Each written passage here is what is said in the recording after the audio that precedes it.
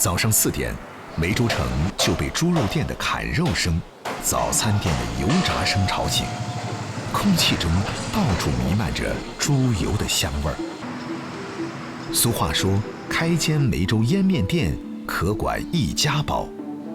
在梅城的大街小巷，腌面是招牌里最常见的字眼。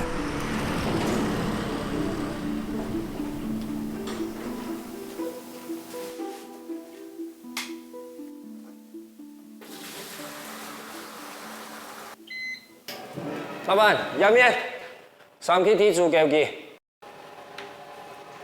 每天早上烧开的第一锅水煮的第一碗面就叫做头汤面。头汤面是最好吃的、最原汁原味的，因为它煮的时间越久的话，它那个碱水就重了。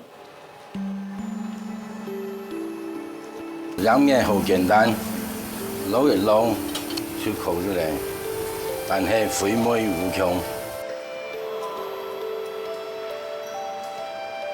客家人历经5次大迁徙，南迁而至的北方人带来了先进的技术和文化，也改变了本土的饮食文化。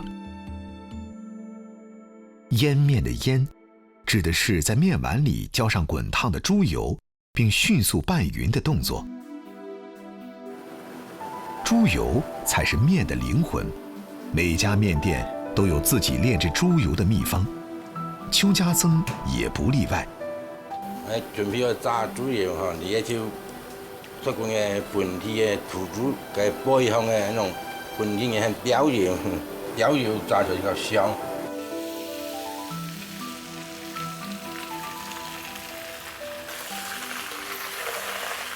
炸豬油冇乜秘訣，主要就蒜蓉同蔥頭，一炸出嚟豬油比較醇香。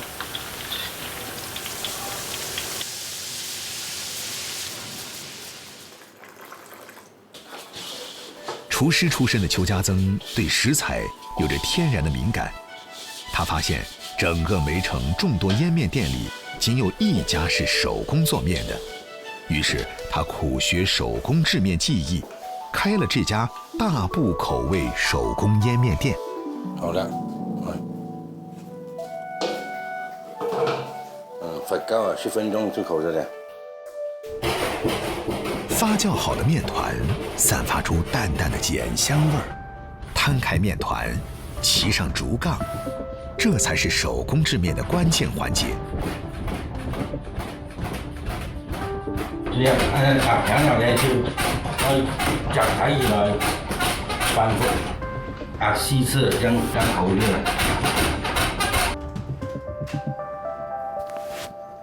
手工制面18年。邱家增只需要通过摸与看，便能知道面皮的湿度与厚度是否达标。2毫的面就没超过3毫米。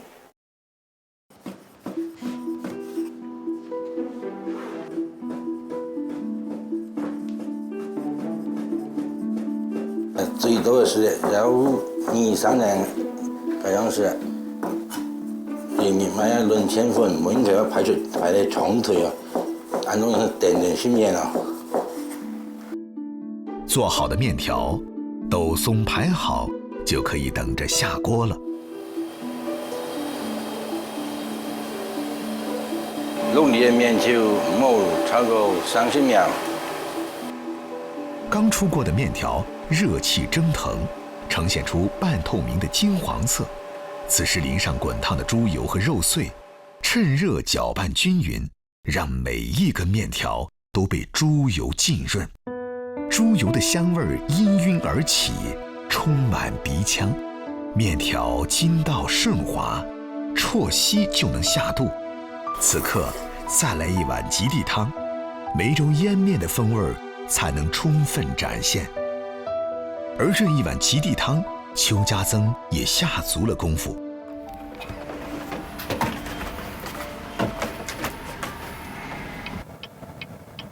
准备了一打三餐水，梅香的三餐水很口热，准备打来那煮3个地汤。自来水多少气味啊？三餐水比较清甜，3样嘢就会来打一次来煮汤。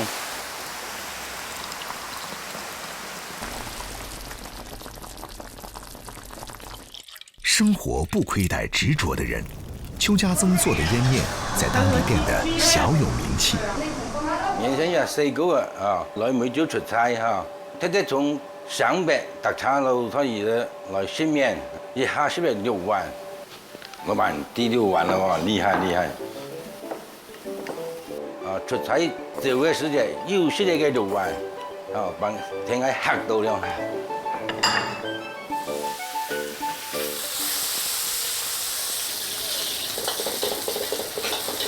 凭着对品质的细心把控，以及不怕累、不怕苦的牛劲儿，邱家增终于在3年前开了第2家面店。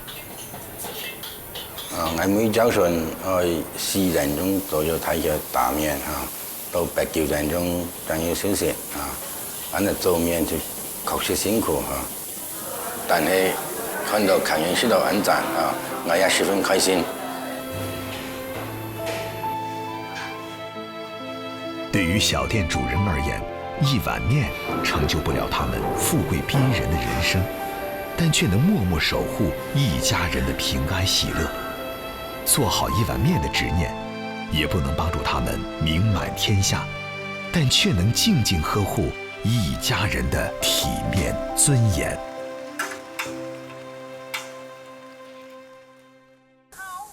5月，梅雨季节来临，淡淡的雾气笼罩着蕉岭这座山间小城。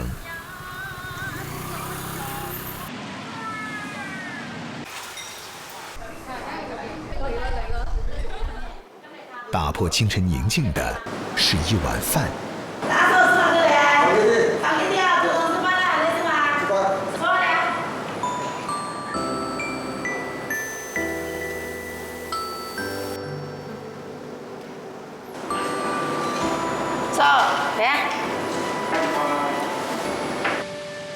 这个好多年哦，这都是米饭比较薄，比较耐饱。